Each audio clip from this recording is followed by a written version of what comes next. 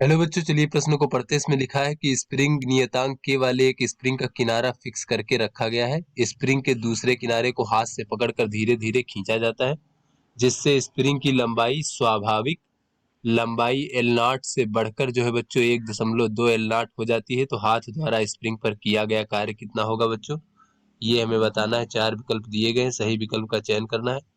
तो चलिए बच्चों, इस प्रश्न की मूल अवधारणा को हम देख लेते हैं। बच्चों इस प्रकार से मान लीजिए ये हमारी स्प्रिंग है। बच्चों स्प्रिंग पर कोई बल लगा करके इस प्रकार से, अगर इसको जो है वास्तविक लंबाई से बच्चों इस प्रकार से एक्स लंबाई बढ़ोतरी या फिर एक्स लंबाई कमी की जाती है बच्चों दबा करके।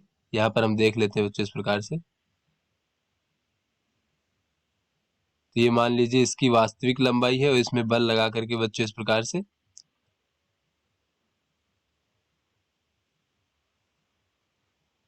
प्रकार से बच्चों एक्स लंबाई में बढ़ोतरी कर दी जाती है बच्चों इस प्रकार से।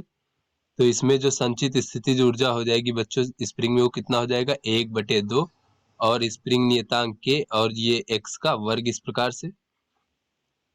तो चलिए बच्चों इस प्रश्न को हल करते हैं। तो यहाँ पर कहा जा रहा है कि एक स्प्रिंग है जिसका एक किनारा फिक्स करके रखा गया है बच्चों इस प्रकार से, और दूसरे किनारे को हाथ से पकड़ करके बच्चों खींचा जा रहा है।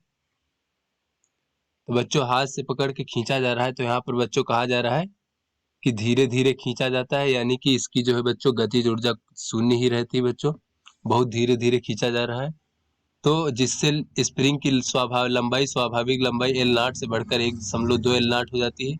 तो हाथ द्वारा स्प्रिंग पर किया गया कार्य कितना होगा बच्चों, तो बच्चों इसकी गतिज ऊर्जा तो बहुत शून्य ही रहेगी बच्चों, क्योंकि बहुत धीरे धीरे खींचा जाता है। तो जो किया गया कार्य होगा बच्चों खींचने में, वो स्प्रिंग की जो स्थितिज ऊर्जा बढ़ने वाली है उसके बराबर होगा बच्चों। तो ये हो जाएगा 1/2 के एक्स का वर्ग।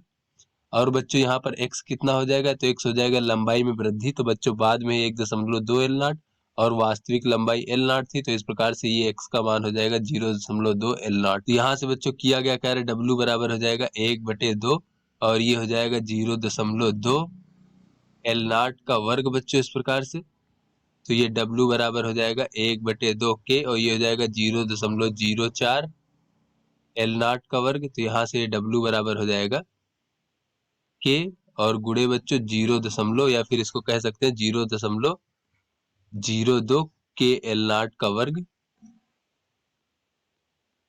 तो चलिए बच्चों अपने विकल्पों को देखते हैं। तो बच्चों ये जो हमारा ए विकल्प है ये हमारा सही विकल्प होगा। तो आशा करते हैं आपको समझ में आ गया होगा। धन्यवाद।